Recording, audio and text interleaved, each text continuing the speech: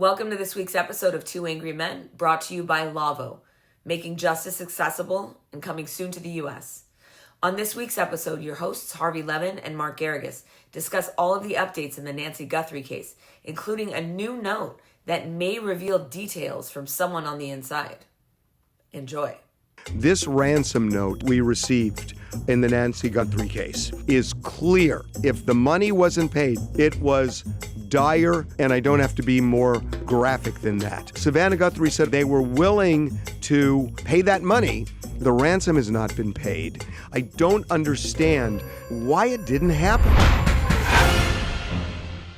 Welcome to the Two Angry Men podcast. Mark, I am telling you, based on a phone call we're on right now as you and I are talking, that my staff is on, that the authorities are vitally interested in this ransom note that we received in the Nancy Guthrie case. And I know, and you know, if I'm giving opinion, I'll say it, but in this case, I am positive that the FBI is laser focused. They believe that this ransom note could lead to the kidnapper. They believe that. And I am puzzled, and I need your help. This ransom note is clear that there were two deadlines, a week ago Friday and last Monday. Both deadlines have passed, and the second deadline, if the money wasn't paid, the $6 million, it was dire, consequential, and I don't have to be more graphic than that. We are days past. Savannah Guthrie said a week ago that they were going to pay. We have been monitoring this Bitcoin account. The ransom has not been paid, yet the authorities seem to believe that this is the person. At least it seems like it's their hottest lead. I don't get it. Well, one of three things is happening. Actually, there's a couple. Number one, the statement by Savannah would seem to indicate that they believe there is a legitimate communication and at least a back and forth, or at least they've confirmed, if it is in fact the note that you received, they've confirmed that. Number two, you and I talked about this. You had characterized the note as very well structured, and the subject or who was educated, and that it was not AI. And all of that leads me to believe also that potentially there was another outreach by the same person. And when they realized that, in fact, you could trace Bitcoin, that they had to scramble and do something else. I mean, there's always this common belief that the Bitcoin is untraceable, which is not the case. I can stop you on that, because there was a second note from the person who wrote the first one. It went to a local television station in Tucson. I can tell you that we have law enforcement sources directly connected who are working on this investigation, who have told us that second note does not include any Bitcoin address. So the only address that's operative is the one that we have in the first letter. And that is untraceable based on information that I am somewhat privy to with law enforcement. And I can't be more specific than that. But the person who did this is tech savvy, because they are having an almost impossible time figuring out how to trace this. And the Bitcoin is secure. So, you know, the wallet, it's the wallet that's secure. I think that they understand now that there is a trail, if you will, a blockchain trail that there could have been followed. I think also whoever this is understands and saw that once they captured the Ring or Nest Cam video and released that, and then did that little white tent trying to recreate the ambient lighting so that they could re-engineer to do iris biometrics, which is my belief is to what they were doing there, along with kind of a luminol of the front area, because there was speculation that there were blood, that there was blood on the porch of some kind, that whoever this is knows that they're a lot more sophisticated, law enforcement is, than potentially they gave them credit for when they first sent this note to you, and then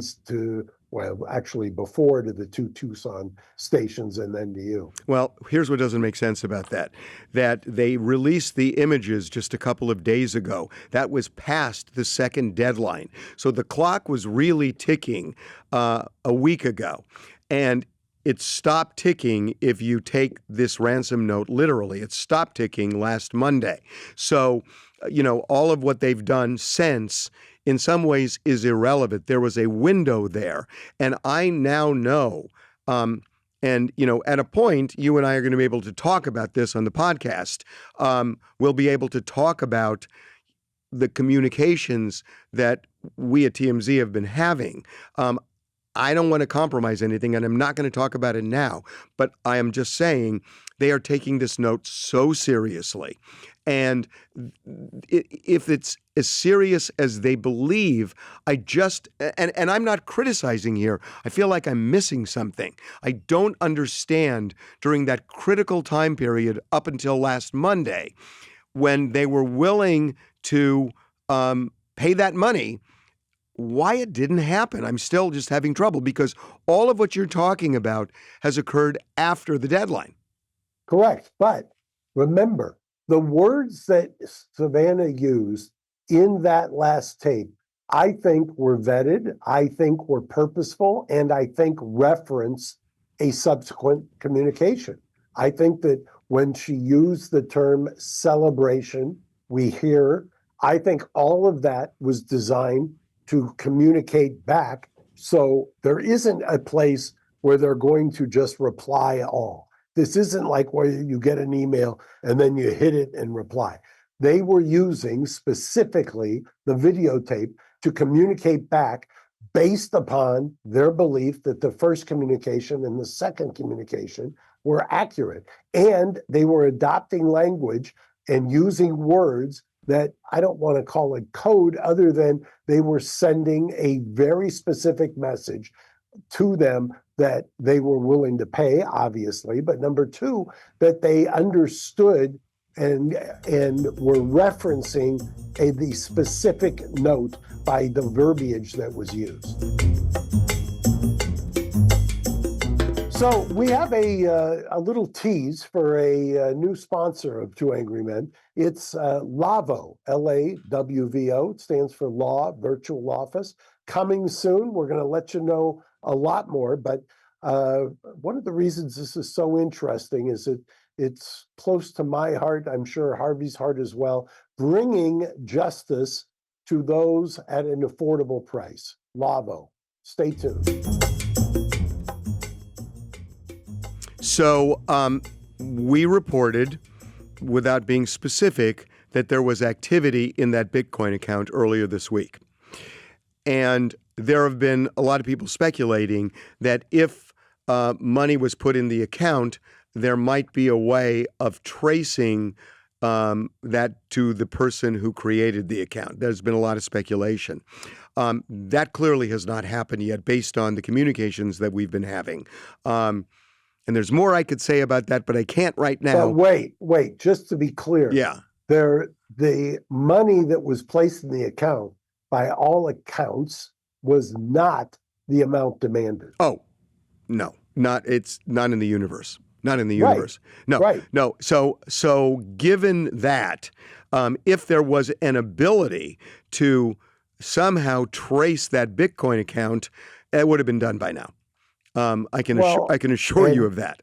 Well, I think that's why, let me take a wild guess, why the money that was put in or deposited or that you saw, the activity, has remained dormant since it was placed in there.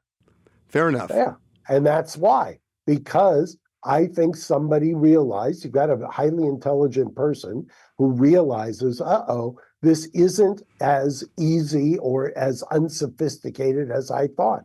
Yes, they can take a look. I'm just telling you, based on my experience, based on what I've seen in discovery in federal type cases, they have technologies and or advances that we don't even know about or believe that we know Well, about. then if They you're, are but so then, okay, but sophisticated. if you're right, then they would have paid the $6 million on Saturday, and then they would have immediately, because the person presumably would have taken the money, and then they would have traced it and found the kidnapper. So I don't understand your point that they could have deposited the $6 million and immediately grabbed the person if it was traceable. It didn't happen. Because I think sequentially, I think they are learning more and more. I don't think they knew enough in real time. And by the time they did, just do it as a timeline. When was the deposit? And maybe you don't want to reveal it, but when was the activity where there was money placed in there? Place that in a timeline next to when did Savannah and the family release the tape? Then put it in a timeline The with tape meaning offering the money? correct. They offered the money. Offering to They pay. offered the money before that deposit was made. Correct. And you don't know where that money originated from that was deposited. Yes, correct? I do. Okay, well, if you do, then that's a major clue. I know, If but I you can't. know, I can't say. Well, then, let me take a wild guess. No, and don't. this is why. I don't even want to go down that road. I will tell you No, why. I don't The want to go. person is sophisticated enough to know that it was, for lack of a better term, a fishing expedition, literally and figuratively, as to when the money was put in there, and then realized, hey, this is I'm not going to get baited into taking this and having somebody trace me. Well, then what's the point? They would have, if you're right, they would what have. happens next? Well, but they would have then, at a point, the end game for this person was getting $6 million, right? Yeah, except look what happened. The money was put in, it wasn't $6 million. There was obviously a test to see if somebody was going to take the bait. They didn't take the bait immediately, and the deadline passed. And then what happens next? What happens next is there is a law enforcement release of the video that was taken by either the Ring or the Nest camera that wasn't subscribed. Well, there is a chess game that is going on here. So I think you are assuming too much based on what we know. You're assuming way too much about the investigation. They do not have a suspect yet. I can tell you that. They have not been able to locate the car.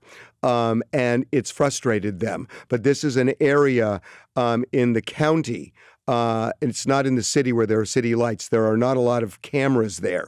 And it was Let me just disabuse you of this as well. I don't know who you're talking to, but I will tell you right now, if they could get the unsubscribed video from the door camera, Ring camera, whatever you want to characterize they've it, got some of that. They've got some of that. I'm telling you. They also have. They've got satellite images. Mark, that was one of the first things they did. They've got satellite images of that entire area. Let me tell you something. Do. Let me tell you sure something. They do. I'll tell you why I thought the same thing. And we spent the morning today, the entire morning with my staff, and we were calling all sorts of places about satellite imagery.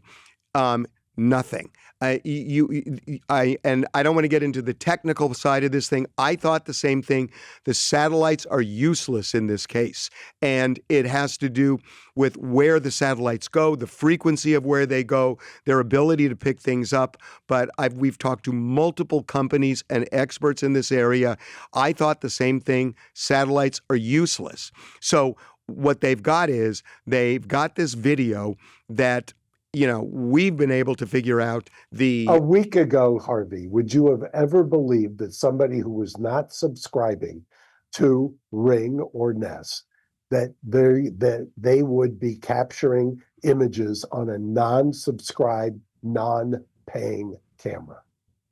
No, I hear you. I'm just telling you, I know what's going on with law enforcement. They have satellite imagery. They don't. That is. You can tell me this, but I'm telling you that Okay. we've really done our homework in this. They don't. So look, Maybe they don't have it in the private sector. I'm telling you, the government is a lot more big brother than anybody understands. I always refer to the Maduro extraction.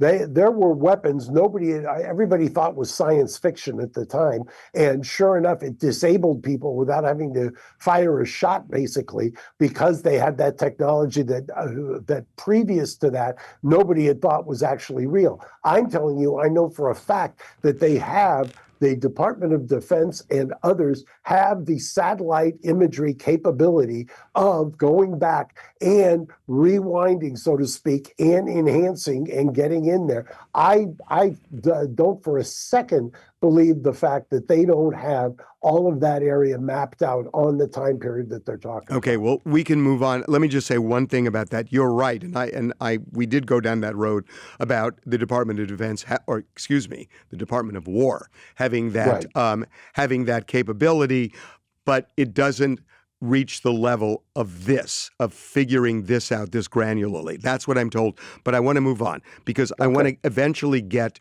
to 3 letters that we have received from the same person saying that they know who the kidnapper is, they want money, and they will release it. And we're going to get to that. But before we do, I want to talk about these 2 videos that we found that were circulating where you see somebody kind of rooting around an area, in one case trying to open a fence, and this is 19 minutes before Nancy Guthrie is kidnapped. They would have had time to get over to her house, but it looks like this person was trying to break in and couldn't do it. So that's one video. And by the way, NBC said that they have 2 law enforcement sources who say that that person has been cleared. I made a call yesterday to authorities. They said they haven't done anything in terms of clearing somebody or implicating somebody. They say it's all in play. So take it for what you will. The second video is a video 8 days before, a mile or 2 from Nancy's house, where you see somebody skulking around, and he has a mustache and a goatee, and it looks like the kidnapper had a mustache and a goatee. So that's an issue too. But these people seem to be interested in breaking into other houses. I have a problem with this whole concept of maybe there were people who were breaking in who happened to then go over to Nancy's house and try to do the same thing. This does not feel like a robbery gone bad or a burglary gone bad to me for a couple of reasons. One is that, you can start trying to connect the dots, but we haven't been able to nail anything we've seen, even though the police are looking for it. The bigger thing is, when you look at this kidnapper, this guy's got the gun in the middle Right of in his the front, waist, in the middle of front, which nobody who is trained in firearms does. He's awkward with it. He also has an odd holster. It's a polyester holster that typically holds a revolver, and this was a semi-automatic handgun. And, that in itself is odd. But this doesn't feel like somebody who is a trained robber. I mean, the guy had to go back and get leaves to shield the camera. So he seemed bumbling. He doesn't feel like a robber to me. It feels more targeted to Nancy and not, I happen to be, going into houses in this neighborhood. So I'm not sure what all of this surveillance in the neighborhood is going to do in terms of suspicious people, other than somebody who is going up to Nancy's house. I think what they want to do is, if you've got a vertical view looking down, you may not be able to capture a license plate. And there clearly were cars, given the terrain of this area. It's hard to believe that somebody made it in there on foot and then left with her on foot. Inevitably, there was probably some kind of transportation. My belief is that they've been able to identify. One of the reasons that you're hearing about a description that is generic, whether it's a white van or whatever, is that they have identified what they think from an aerial or from a vertical view looking down, and they now are surveilling to see if they can find anything that would now give them a license plate that they could reverse engineer back. Okay. I think that's what's happening, while they simultaneously are trying to do the iris biometrics, and while they're trying to find out whether or not there's any other forensic evidence that's in that immediate area. Okay, I want to get into these 3 notes that TMZ received, saying we know who the kidnapper, or I know who the kidnapper is. But And these are different notes than the one that was first sent. Well, the first one was sent presumably by the kidnapper. These are Correct. people. This note is being sent. 3 notes being sent by somebody who says, "I know who the kidnapper is, and I want money and I'll give you the information." Before I get into it, I just want to make one quick aside because it was such a bizarre phone call. I spoke to somebody today who lives in that Tucson area, about 2 miles from Nancy, in a gated community, and he was saying that one of the concerns, and I'm not suggesting this, it was just a bizarre thing. He was saying that one of the concerns in that area is they have had home invasions with members of cartels, and that there have been occasions where they've gone to the wrong house. And look, I have no knowledge of this, but it was such a bizarre conversation. This guy worked for the government. And well, I also heard a local law enforcement person saying that virtually the same thing, that those of you who don't live here and don't understand the proximity to the border don't understand that there is activity that goes on here that is foreign to somebody who lives in LA or New York. Yeah. Okay. So let's get into these 3 emails that we received. So the first one we get is a few days back, and the person is saying, let me just get the right one here. Don't want to show this.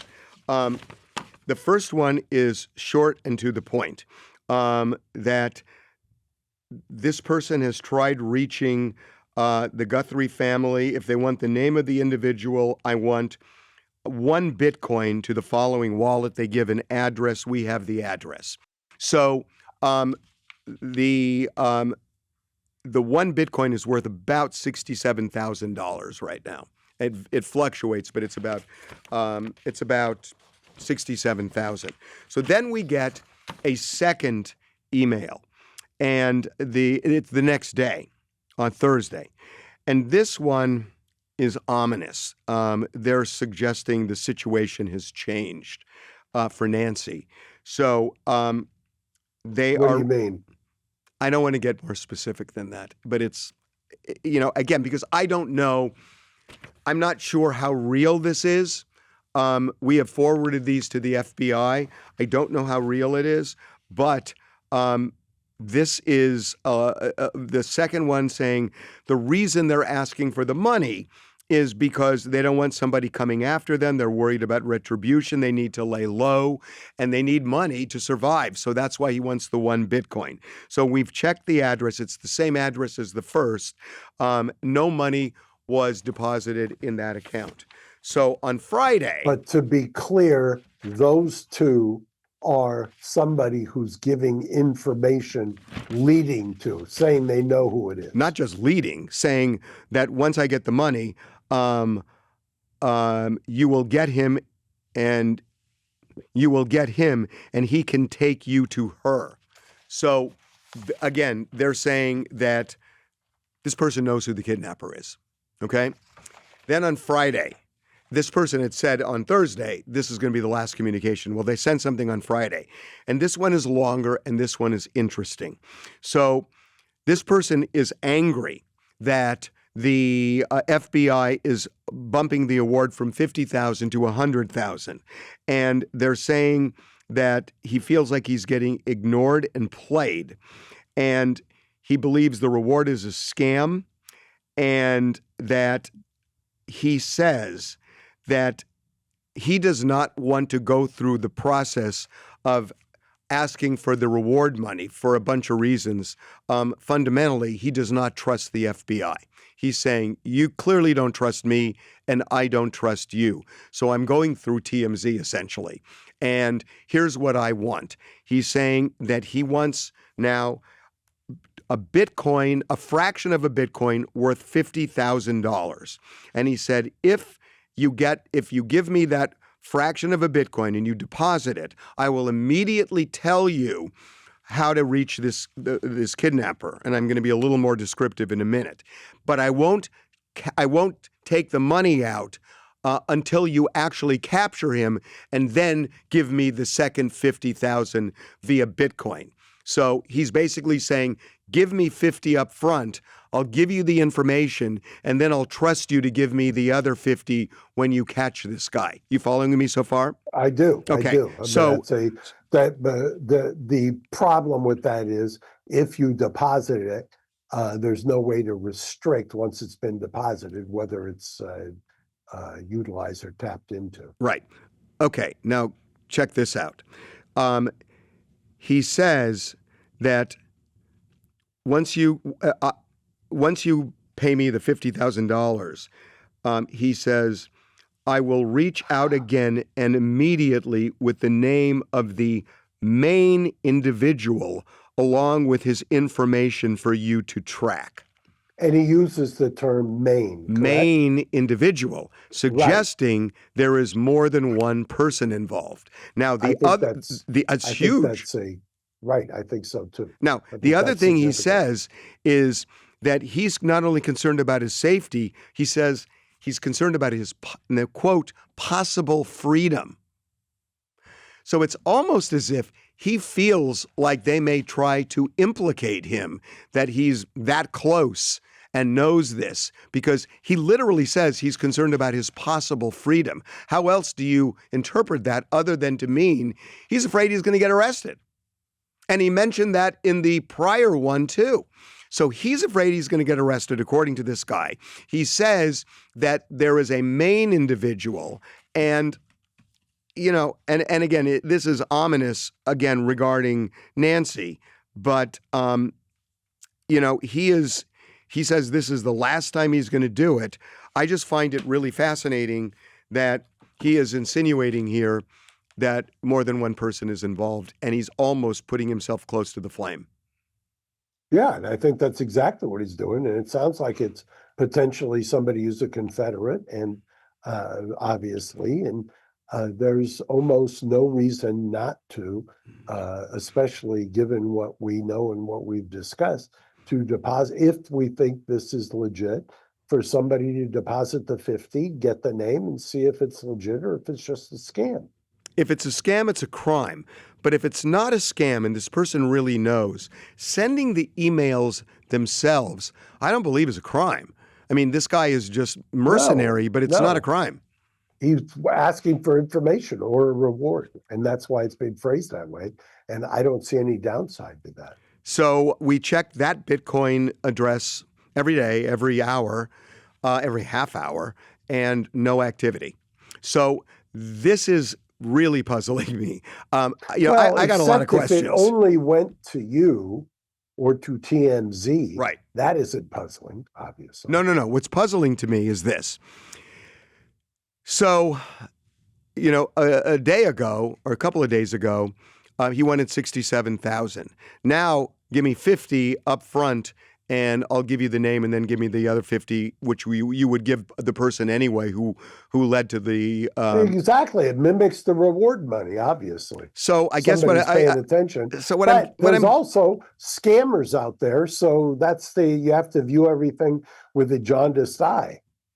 Yeah, and it's like we're getting a lot of people saying roll the dice and just pay the 50.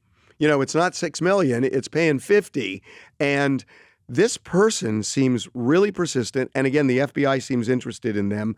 I'm not going to say not nearly as top of mind as this ransom note, but they're interested in this, and so there are people who are saying TMZ pay the money, and that interferes. I kind of follow. I know it's not my money, but I kind of fall into that camp. TMZ pay the money. No, because it interferes with the investigation. Mark, that's playing with fire, and you know that.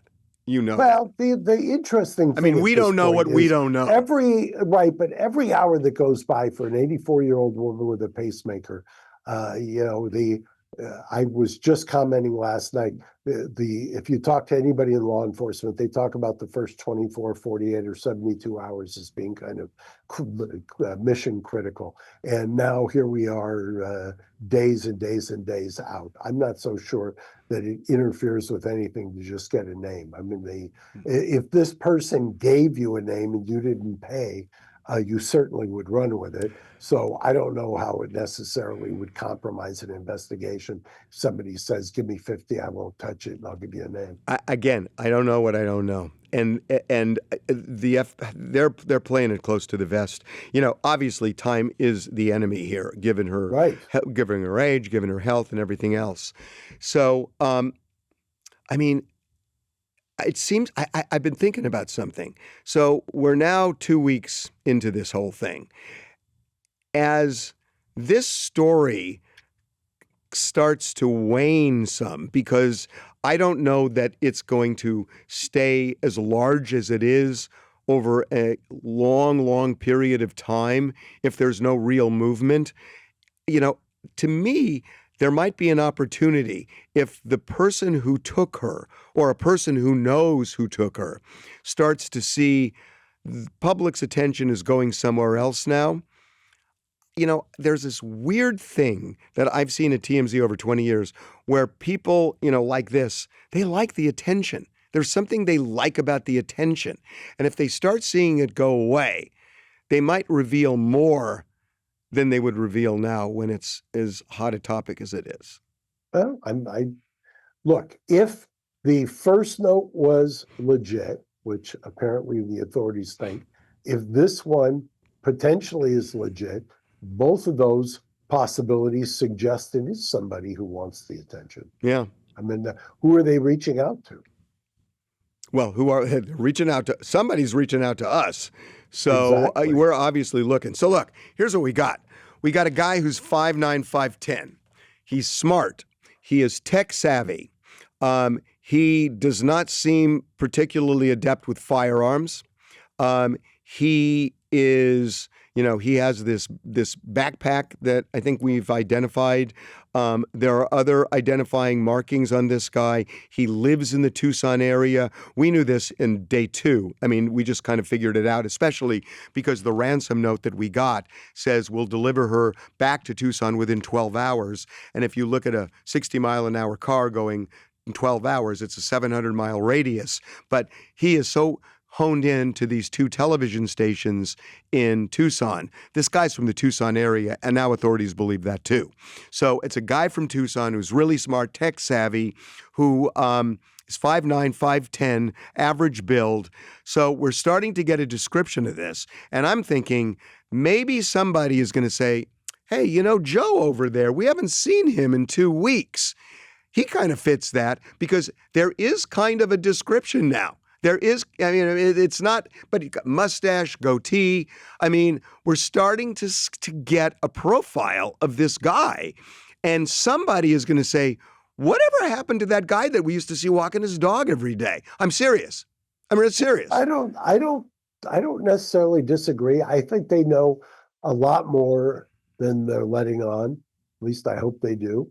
And I think that by the time this drops, it'll be Saturday morning. I'm hoping that I'm still very hopeful for a happy ending here. Yeah. Desperate times. It certainly is. We'll see you next week. Okay.